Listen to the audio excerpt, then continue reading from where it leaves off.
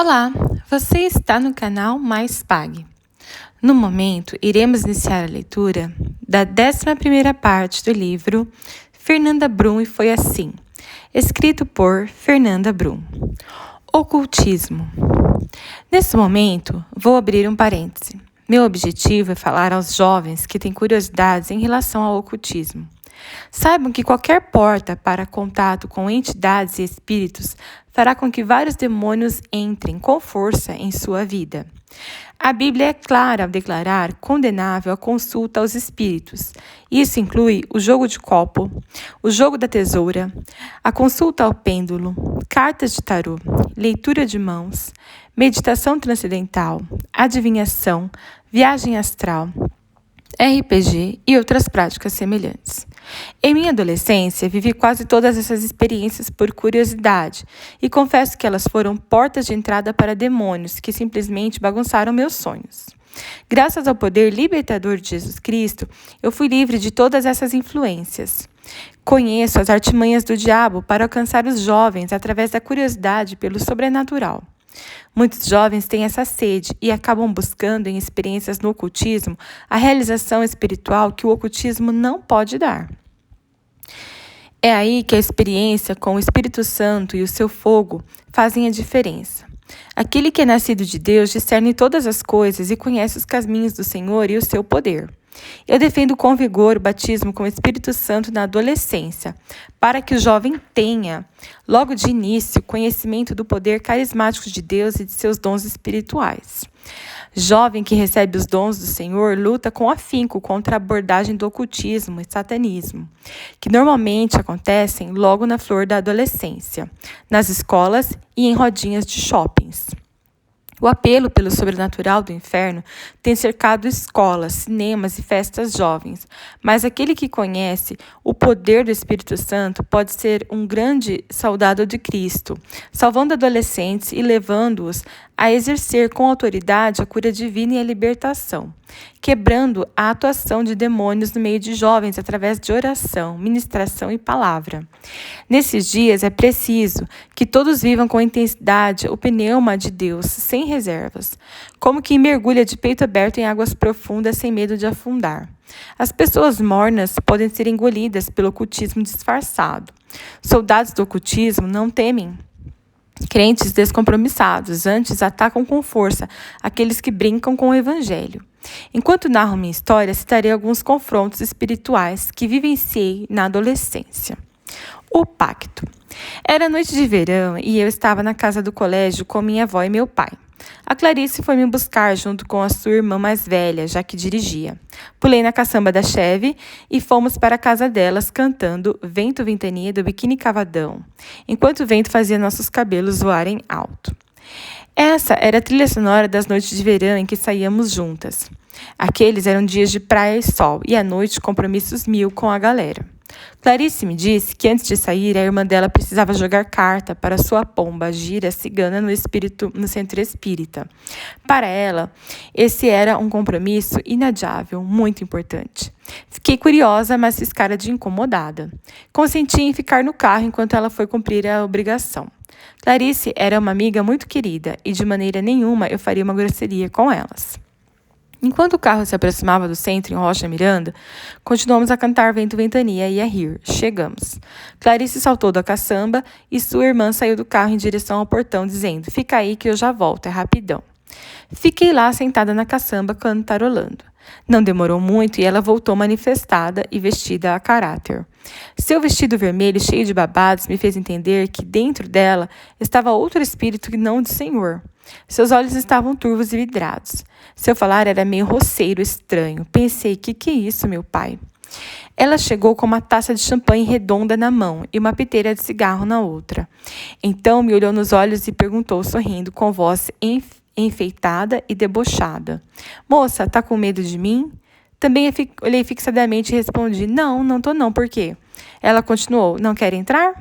"Não, obrigada", respondi. "Tá com medo, né?" "Tenho muita coisa para dizer sobre seu pai, sua mãe e seu namorado." Fiquei curiosa e entrei. Lá estava eu, pela primeira vez, passando pelas portas de um centro espírita. Era tudo muito sombrio naquela casa. Atravessei os assentamentos das portas em direção Há uma varanda na lateral. Nos fundos do quintal havia o quartinho, onde as pessoas ficavam quando raspavam para o santo. À minha esquerda, imagens enormes de entidades com oferendas aos pés. Mais adiante, o quarto de Exu, que me deixou muito curiosa por causa de uma senhora que estava lá dentro. Ela fazia uma espécie de marcha com movimentos bruscos, soltava sons incompatíveis com a singeleza de seu corpo. Meus olhos pareciam saltar. Olhei para a pombagira e lá estava ela segurando a piteira na minha direção, como se quisesse me dar para fumar. Eu fiz menção de pegar enquanto me lembrava das minhas experiências de infância, quando meus pais expulsavam demônios nos cultos de libertação.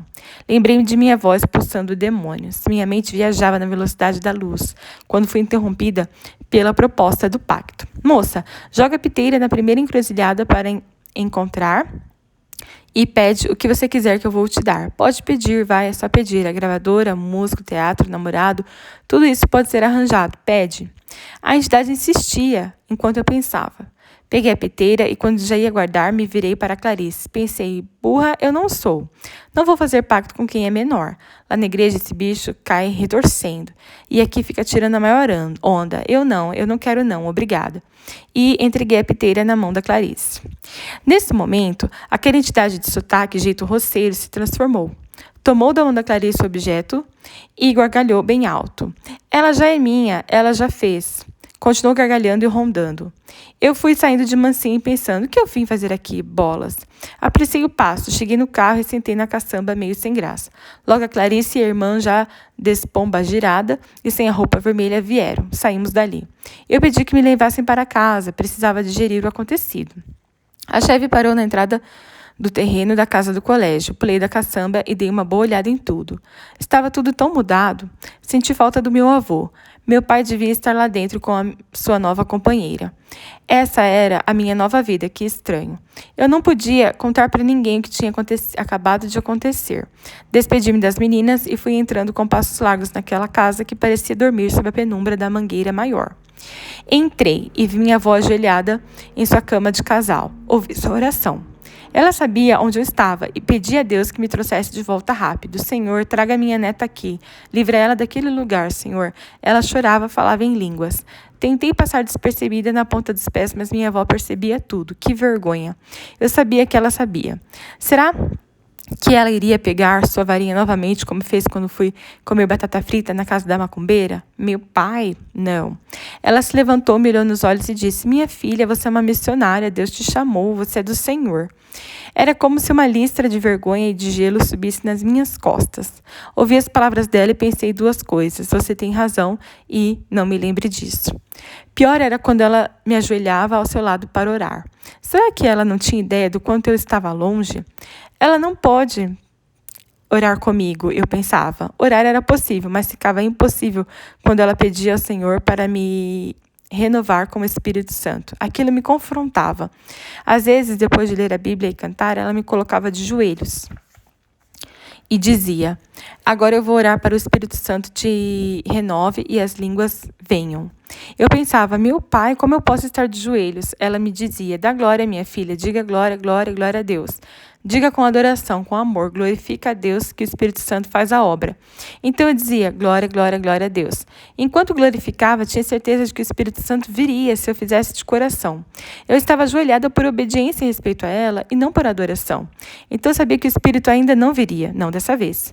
E a minha avó, ela sabia.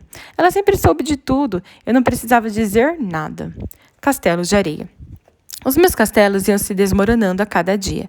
Era muito difícil ter de dividir o desaparecido com suas namoroprimas. Parecia que ele mantinha um relacionamento ou um vínculo com todas as suas ex-namoradas. Eu não conseguia entender. Todas entravam e saíam da casa dele quando queriam, como amigas de amizade colorida. Tudo era muito livre e sem cobranças, livre demais para mim. O desaparecido começou a desaparecer mais. Passava até 11 dias sem me ligar e eu enchia meus cadernos com poesia sem fim e lágrimas de abandono. Quando ele chegava, eu me esquecia da dor. Sabia que não podia cobrar nada dele, era assim ou não era. E toda vez que ele aparecia, eu me convencia de que aquela seria a última vez que ele seria a última vez desaparecida. Eu afirmava em meu pensamento: ele voltou, agora vai ser melhor. Muitas vezes passei datas importantes na casa dele com a família dele e ninguém sabia do seu paradeiro. E eu ficava lá esperando por horas. A mãe dele me dizia: Fernanda, meu filho não merece você, segue sua vida. Assim a ficha foi caindo. Naquela época eu nem devia ser boa companhia, pois vivia deprimida, chorando e às vezes bêbada. Passei a ir sozinha às festas de rua. Dizia para minha mãe que estava com o desaparecido, mas adotei a máxima: se eu não for com ele, vou sozinha e ponto final. Ficava bebendo sozinha durante horas. Comecei a fumar 2 maços de cigarro por dia. O cigarro era o meu companheiro. Minha boca beijava o tempo todo e quando meus amigos perguntavam pelo desaparecido, eu dava um longo trago e respondia: não sei, sei lá, deve estar trabalhando. E assim eu ia empurrando com a barriga. Certo dia, marcamos um encontro no cinema para assistir o Guarda-Costas com a Whitney Houston. Eu estava louca para ver esse filme, me arrumei e fui para a porta do cinema no horário combinado. Ele não apareceu até a hora da sessão começar. Eu me senti abandonada, mas tinha os ingressos na mão e pensei: por que não assistir sozinha? Entrei com um saco de bolinha de chocolate nas mãos. O filme era um drama e passou rápido, pois por diversas vezes eu fui imaginando onde ele estaria. A princípio, eu achava que não tinha problemas com ele, pois me sentia livre, mas na verdade eu não o tinha. Era como se a alma dele fosse insolente, impossível de alcançar. Quem conseguiria tocá-la? O filme acabou e eu fui para a praça de alimentação do shopping. Sentei sozinha em uma das mesas e pedi um chopão, um copão de chopp. Pensei: vou beber, que mal tem. É só um chopp, não é vodka, tudo bem. Enquanto bebia, pairava a dúvida: por que ele faz isso? Por que não termina logo? Seria tão melhor do que me matar aos poucos. Como eu queria terminar. Como queria ter coragem para acabar tudo, mas podia estar enganada. E bebia o chopão. Em dado momento, percebi que estava alta demais para aquele copo de chopp ainda pela metade. Minhas pernas e língua ficaram dormentes. Tentei me levantar e ir ao banheiro ou pedir a conta, mas não conseguia mexer as pernas. Pensei: meu Deus, colocaram alguma coisa no meu copo e agora? Vão me levar. Olhei em volta, mas não conseguia enxergar os rostos das pessoas. Todos estavam falando, mas eu ouvia de longe e não conseguia reagir. Eu não podia ligar para ninguém, pois naquela época não havia celular. Estava sozinha à mercê de quem havia batizado meu chopp. Com certeza, estava sendo vítima de um Boa Noite Cinderela. Comecei a orar em pensamento. Deus, me ajuda, eu sei que estou longe e não mereço, mas se o Senhor me livrar dessa, eu prometo que eu vou voltar para Jesus. Eu vou voltar. Me salva, Jesus. Já estava chorando quando alguém chegou ao meu lado. Achei que era a hora em que eu seria sequestrado ou sabe lá o que mais. Vi um jovem de calça jeans e camisa polo. Ele era negro e usava óculos de aro arredondado, tipo intelectual. Eu não consegui distinguir seu rosto. Era um jovem magro, alto, com cabelos curtos e encaracolados. Ele segurou no meu braço e disse: vamos embora, Fernanda, vamos para casa. Nesse instante, minhas pernas funcionaram e eu saí andando. Ele foi me segurando com um braço só. Eu não entendia como aquele rapaz magrinho me acompanhara com tanta firmeza. O importante é que eu sabia que ele era o mocinho, não o bandido. Chegamos ao estacionamento do Madureira Shopping Rio. O rapaz abriu a porta de um Fiat 147 azul e me sentou no banco do carona. Foi me levando para casa sem eu me informasse onde era. Chegando ao condomínio, ele perguntou: o que o seu pai faz? Respondi: ele é policial rodoviário federal. Ele murmurou: e sem que eu perguntasse, ele disse: meu pai é escritor, ele já escreveu muitos livros. Um calafrio percorreu minha espinha. Eu sabia que ele estava se referindo ao Criador. Seria ele um anjo? Tentei olhá-lo fixadamente, mas só conseguia ver isso, seus óculos redondos e seu cabelo cacheado. Não enxerguei os seus olhos de jeito nenhum. Meu Deus, Deus me salvou. O Fiat parou na porta do condomínio. Assim que saí do carro, o efeito de torpor subitamente passou. Então olhei para trás e o carro não estava mais lá. Tinha certeza, foi um anjo. Fui para o condomínio chorando, com meus tamancos babuche nas mãos, até chegar em casa. Os vizinhos já estavam acostumados a me ver chorar com os tamancos nas mãos. Sempre que chegava triste e alta por causa do álcool, fazia isso. Mas naquele dia foi diferente. Deus havia salvado minha vida e não estava doidona. Não conseguia parar de chorar. Cheguei em casa. Minha mãe não estava. Comecei a orar no meio da sala e a cantar um cântico espontâneo enquanto chorava com as mãos erguidas, agradecendo a Deus pelo livramento. Rodei cantando e chorando como se dançasse com Deus, até cair exausta no sofá e dormir um sono profundo. Muito obrigada por acompanhar a leitura da 11ª parte do livro Fernanda Brum foi assim.